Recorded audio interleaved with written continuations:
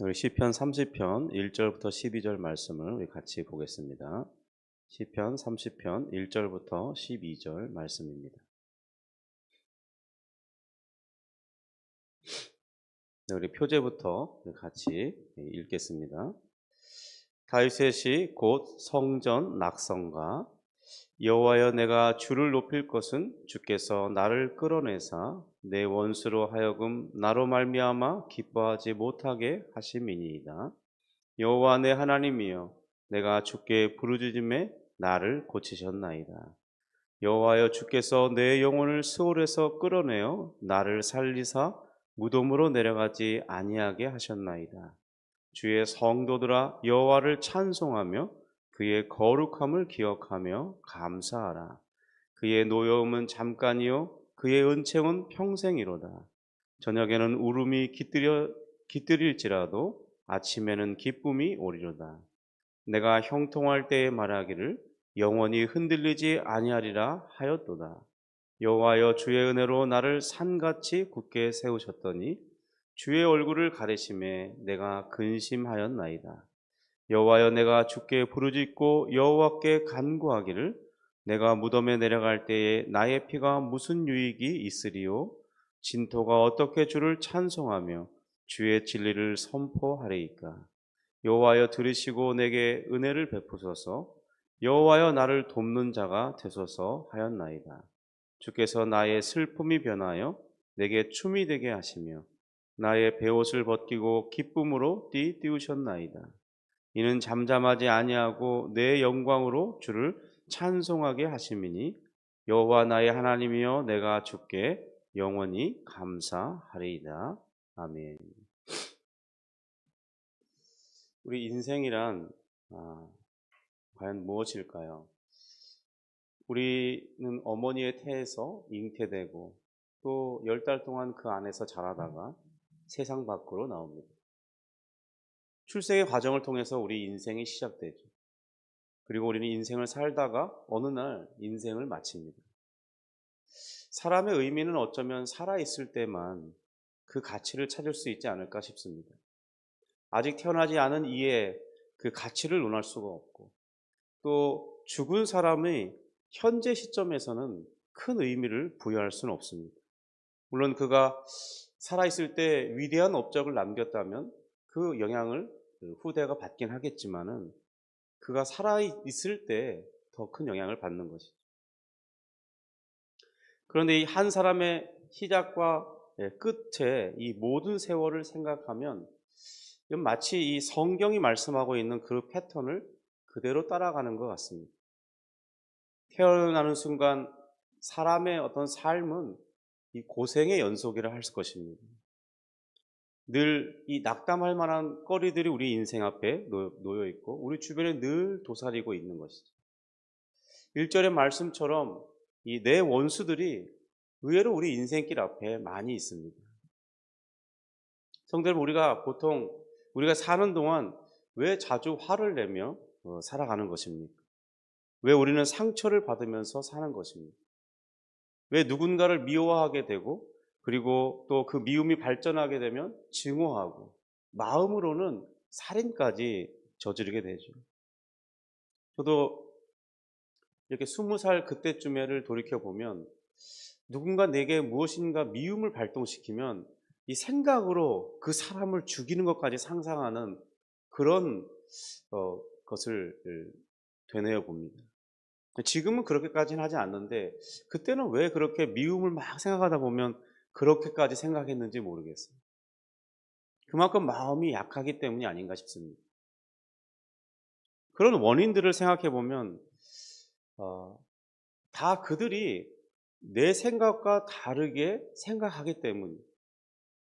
내가 원하는 방식과 다른 방식을 그들이 추구하고, 내 의견과 그들은 대립되고, 또 갈등을 일으키는 그런 원수들처럼 행동하기 때문이 아닌가 싶습니다.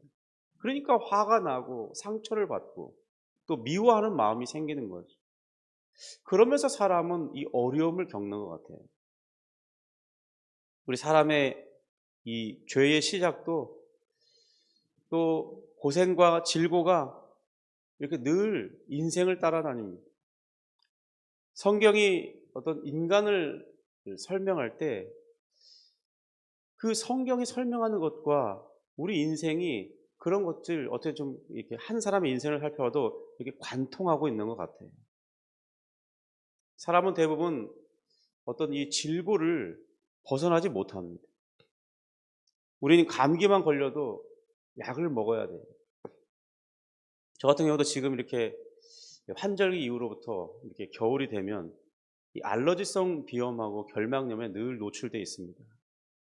그래서 이 집에 늘 알러지 약이 상비약으로 있어요. 또 이게 저희 목양실에도 알러지 약이 있습니다. 또 제 운동 가방에도 알러지 약이 있어요.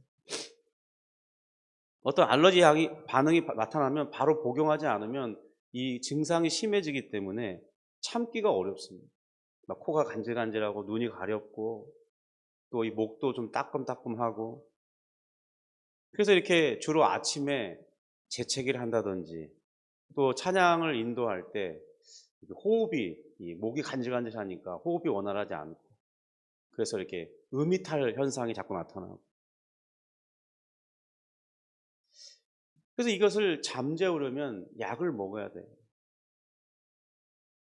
그게 저의 쪽 오늘도 그랬지만은 이렇게 갑자기 이렇게 알러지 현상이 일어나면은 콧물이 나고 또 재채기가 나는 거죠. 결국 이 알러지 반응에서 구원받으려면 약을 먹어야 하는 것입니다. 그렇듯이 우리 인생에 이런 어둠이 물러가려면 이 어둠을 밀어내는 빛이 있어야만 하는 것이죠. 우리 구원이 그러니까 우리의 힘으로 되지 않는 것을 경험하는 겁니다. 우리가 어떻게 구원받습니까? 그것은 하나님께서 우리를 구원하시는 그런 행위를 통해서 우리가 구원받는 것입니다. 내 알러지 현상이 인위적으로 사라지지 않고 약을 먹어야 가라앉는 것처럼 우리의 어떤 인생의 모든 그런 어두움을 물리쳐내는 것은 우리 힘으로 되는 것이 아닙니다. 우리 2절 같이 한번 볼까요? 2절입니다. 여호와 내 하나님이여 내가 주께 부르짖음에 나를 고치셨나이다. 지금 다윗이 자신은 고침받았다고 고백하고 있습니다. 이 고침받았다는 것은 그 이전 상태에 지금 질병으로 대표되는 어떤 어려움이 있었다는 그 상황을 전제하고 있잖아요. 그리고 이제 다시 1절을 보면 이렇습니다. 우리 같이 다시 한번 1절을 읽겠습니다. 여호와여 내가 주를 높일 것은 주께서 나를 끌어내사 내 원수로 하여금 나로 말미암아 기뻐하지 못하게 하심이니이다. 그러니까 나를 끌어내다 할 때 이 끌어내다는 말의 의미는 깊은 우물에서 이렇게 물을 끌어올리듯이 끌어올려내는 것을 의미합니다. 그렇듯이 다윗의 어떤 여러 가지 상황에서 이 끌어내어지는 것을 말하는 거죠. 단순히 여기서 이렇게 질병에서만 고침받았다 이렇게 해석하기보다는 그가 여러 가지 많은 상황이 있었던 것이죠. 실제로 몸이 아팠을 수도 있고 또 우리가 시편을 살펴보듯이 그가 여러 가지 어려움을 당하는 그런 환경 속에서 구원받은 것을 통칭할 수도 있는 것입니다. 우리 인생에서 겪는 각종 이 시련들로 인해서 그렇게 어려움을 겪었는데 건짐받고 또 고침받았다고 생각해도 무방할 것입니다. 그런 상황에서 누가 자신을 구원해 주셨는가? 바로 하나님께서 자신을 구원해 주셨다는 거예요. 그렇게 또 해 주시도록 2절처럼 다윗이 간절히 기도했다고 고백하고 있는 것입니다. 그래서 그의 삶에서 지금 4절처럼 그를 찬송하고 있는데요. 우리 4절도 같이 한번 다시 읽어보겠습니다. 주의 성도들아 여호와를 찬송하며 그의 거룩함을 기억하며 감사하라. 다윗은 이렇게 자신이 이 위기 가운데 또는 질병 가운데 큰 어려움을 당했다가 건짐받는 그런 응답을 받음으로써 먼저 그는 하나님을 찬양하고 있습니다. 1절에 보면 내가 주를 높일 것은 이라고 고백하죠. 그러다가 이제 자신을 건져내시고 구원하신 그 하나님을 생각하다가 너무나 감사해서 감사 찬양을 고백했습니다. 그리고는 이제는 자신이 속한 그 공동체에게까지 함께 우리가 찬양하죠. 이런 은혜의 하나님을 찬양하자고 그 감사를 확장시켜 나가고 있습니다. 성도 여러분, 우리가 이 감사의 고백이 매우 중요한데요. 우리가 감사를 자주 말하는 사람 옆에 있으면요, 그 옆 사람도 그런 현상이 감염되게 됐습니다. 그런데 또 반면에 모든 것을 부정적으로 생각하고 불평하는 사람, 그 사람과 함께 있으면 또 불평하는 습관이 나타나게 됩니다. 그런데 불평하고 있는데 그 사람 옆에서 이렇게 말을 받을 때, 그런데 말이야, 난 오늘 이렇게 감사한 일이 생겼었어. 오늘 말이야, 이런 일이 있었는데 이렇게 해결됐거든. 얼마나 감사하던지. 하나님께 기도했는데 하나님이 즉각적으로 응답해 주셨잖아. 이렇게 말하기는 쉽지 않을 거예요. 막 한참 불평하고 있는데 거기에 이렇게 맞장구를 쳐줘야 대화가 되지. 자기 혼자만 무슨 딴 나라 세상 속에 살고 있는 것처럼 막 하나님께 감사했어, 이렇게 말하면 그 분위기가 좀 이상하지 않겠습니까? 그런데 처음부터 주도적으로 감사를 먼저 고백하다 보면요, 이 부정적으로 말하려고 했던 사람도 다르게 생각할 수밖에 없는 거죠. 불평하려던 입술이 조금 마지 못해서라도 자신의 상황을 그래도 이런 것들은 다행이네, 이렇게 좀 긍정적으로 해석하고, 그래도 참 그나마 한 것이 감사하다야, 뭐 이렇게 마무리 지을 수 있을 것입니다. 그래서 우리가 저희 교회는 사랑방을 하는데요, 셀 모임의 어떤 다른 말인데, 그러니까 이 셀 모임을 할 때 항상 시작할 때 지난 한 주간 감사했던 일들이 무엇인가를 생각하면서 이 셀 모임을 시작합니다. 근데 이렇게 시작하는 게 너무너무 중요한 의미가 있는 거죠. 이 감사를 찾아내야만 하는 것입니다. 그런데 그런 모임에 정기적으로 참여하다 보면 이제 그 모임에 참석하면 자연스럽게 내가 지난 한 주간 무슨 감사한 것들이 있을까 생각을 해봐야 되는 거죠. 뭐가 감사했지? 이렇게 자신의 인생을 바르게, 그리고 불평하는 것보다는 감사하는 어떤 삶의 태도를 내 인생이 학습해 내는 거죠. 그런 반복된 습관이 바로 자신의 인생을 다르게 조명할 수 있도록 만들어주는 것입니다. 그런 의미에서 이 다윗의 감사 고백이 주변의 성도들까지 파급력 있게 하는 행동으로 지금 나타나고 있는 것입니다. 성도 여러분, 우리 인생에는 어려움이 없을 수 없죠. 다윗도 이 시의 배경이 지금 자신을 건져내 주시고 고쳐주신 것 때문에, 그러니까 지금 어려움 속에 있다가 벗어나기 때문에 지금 하나님 앞에 감사하고 찬양하고 있지 않습니까? 성도 여러분, 우리가 정말 감사를 생활할 수 있기를 주님의 이름으로 축복합니다. 이 다윗의 삶의 특징이 바로 오늘 시에서 잘 살펴볼 수 있어요. 그의 삶의 주요한 특징이 무엇입니까? 묻는다면은 어떤 상황에서도 다윗은 찬양하며 감사하려는 삶을 살았다는 것입니다. 다윗이 죄를 짓지 않았기 때문에 감사하는 삶을 사는 것도 아니고, 그가 늘 형통한 삶을 살았기 때문에 감사하는 삶을 살았던 것도 아닙니다. 그는 실제로 때로는 이 죄악 가운데 빠지기도 했고 많은 죄악을 범하며 살았죠. 그것 때문에 그는 하나님 앞에 큰 징계를 받기도 했습니다. 성경에 많은 기록이, 그가 여러 번 많은 이 죄에 대한 기록이 있고 그로 인해서 하나님의 징계도 기록되고 있습니다.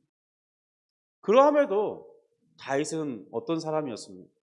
그가 잘 될 때에도, 그가 평탄할 때에도, 혹은 그가 고난 중에 있을 때에도 그는 늘 하나님을 찬양하고 기도하고 또 감사를 찾고자 하는 그런 삶을 살았다는 것입니다. 바로 오늘 이 시편 30편의 시작과 끝이, 그러니까 1절에도 하나님 앞에 찬양과 감사로 시작하고 12절 마지막 절도 찬양과 감사로 마무리하고 있습니다. 우리 한번 12절의 말씀을 같이 한번 읽어볼까요? 이는 잠잠하지 아니하고 내 영광으로 주를 찬송하게 하심이니 여호와 나의 하나님이여 내가 주께 영원히 감사하리이다. 그의 시작도 찬양과 감사로, 그의 끝도 찬양과 감사로, 이렇게 마치 시편처럼 그의 생애 전체는 늘 찬양하고 감사하는 그런 삶이 그의 삶의 주된 특징이라고 볼 수 있는 것입니다. 성도 여러분, 우리 인생도 뭐 크게 보면 다윗과 별다른 차이가 없지 않습니까? 늘 형통함만 있는 게 아니지. 우리도 평범한 날들이 대부분인데 또 그런 삶 가운데 또 깊은 고뇌에 빠지게 하는 그런 일들도 있고, 마음을 괴로워하게 하고 아픈 어떤 순간들이 있기도 하는 것이죠. 때로는 우리는 다윗처럼 죄로 인해 신음하기도 하고, 또 하나님께서 침묵하심 때문에 주님 앞에 나와서 정말 토설하지 않으면, 주님 제가 잘못했으면 저의 인생을 고쳐주옵소서, 이렇게 간절히 눈물로 기도하지 않으면 견딜 수 없는 그런 때도 있는 것이죠. 다윗이 어떤 환경에서든지 하나님을 찬양하고 감사를 고백하며 살았듯이, 우리 자신도 우리 인생 가운데서 기왕이면 불평하고 원망하는 그런 삶의 사고방식보다는 고난 중에도 하나님 앞에 감사할 수 있는 이유를 찾아보고 하나님을 찬송할 이유를 찾아보면서 그렇게 살아낼 수 있기를 주님의 이름으로 축복합니다. 그것이 바로 우리의 삶이 복된 삶이고 복됨을 증거하는 가장 좋은 모습일 것입니다.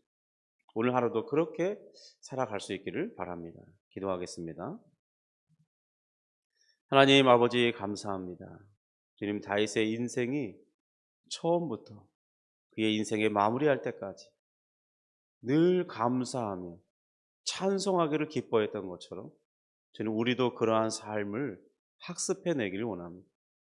주님, 다윗이 늘 형통했기 때문에, 늘 잘되었기 때문에 그 하나님을 찬송한 것이 아니듯이 때로는 고난과 깊은 고뇌 가운데 신음하면서도 주께 기도하고 찬송하며 기도했듯이 주님, 우리의 삶 속에서 때로 어려운 순간에도 불평하고 낙담하고 원망하기보다는 하나님 앞에 감사할 만한 이유를 찾는 그런 훈련이 되어 있는 삶으로 살기를 원합니다.